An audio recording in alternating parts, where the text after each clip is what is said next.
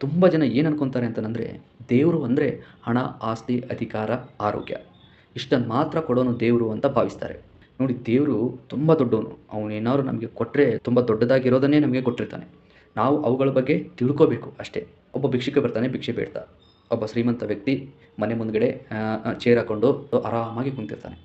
ಅವನ ಹತ್ರ ಬಂದು ಹೇಳ್ತಾನೆ ಭಿಕ್ಷುಕ, ಅಯ್ಯ ಏನಾದ್ರು ದಾನ ಮಾಡಿ ಭಿಕ್ಷೆ ಹಾಕಿ ಅಂತ.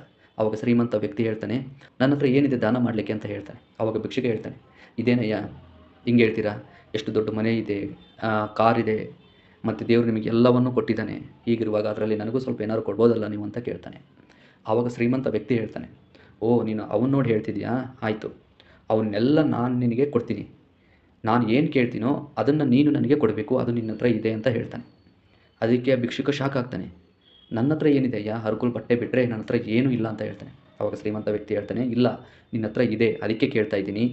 ನಾನು ಕೇಳಿದ್ದನ್ನು ಕೊಡು, ನನ್ನ ಇಡೀ ಆಸ್ತಿನೆಲ್ಲ ನಿನಗೆ ಬರ್ಕೊಡ್ತೀನಿ ಅಂತ ಹೇಳ್ತಾನೆ. ಆವಾಗ ಭಿಕ್ಷುಕ ಯೋಚನೆ ಮಾಡಿ, ಆಯಿತು ಅಯ್ಯ ಕೇಳಿ, ನನ್ನ ಕೈಲಾದರೆ ನಾನು ಕೊಡ್ತೀನಿ ಅಂತ ಹೇಳ್ತಾನೆ. ಅದಕ್ಕೆ ಶ್ರೀಮಂತ ವ್ಯಕ್ತಿ ಕಣ್ಣಿಂದ ಗ್ಲಾಸ್ ತೆಗೆದು ಅವನಿಗೆ ಕೇಳ್ತಾನೆ, ನನಗೆ 2 ಕಣ್ಣಿಲ್ಲ, ನಿನ್ನ 2 ಕಣ್ಣುಗಳನ್ನು ಕೊಟ್ಬಿಡು, ನಾನು ಇಡೀ ಆಸ್ತಿನೆಲ್ಲ ನಿನಗೆ ಬರ್ಕೊಡ್ತೀನಿ ಅಂತ ಹೇಳ್ತಾನೆ. ಆಗ ಭಿಕ್ಷುಕ ತುಂಬ ಅಂದರೆ ತುಂಬಾ ಶಾಕ್ ಆಗ್ತಾನೆ. ಆ ಭಿಕ್ಷುಕ ಅಂದ್ಕೊಂಡಿರ್ತಾನೆ, ದೇವರು ನನಗೆ ಏನು ಕೊಟ್ಟಿಲ್ಲ, ಎಷ್ಟು ದರಿದ್ರವಾಗಿ ಸೃಷ್ಟಿ ಮಾಡಿದ್ದಾನೆ ಅಂತ ಹೇಳಿ. ಆವಾಗ ಅವನಿಗೆ ರಿಯಲೈಸ್ ಆಗುತ್ತೆ, ಬೆಲೆ ಕಟ್ಟಕ್ಕಾಗದೇ ಇರೋ ವಸ್ತುಗಳನ್ನು ದೇವರು ನನಗೆ ಕೊಟ್ಟಿದ್ದಾನೆ ಅಂತ ಹೇಳಿ.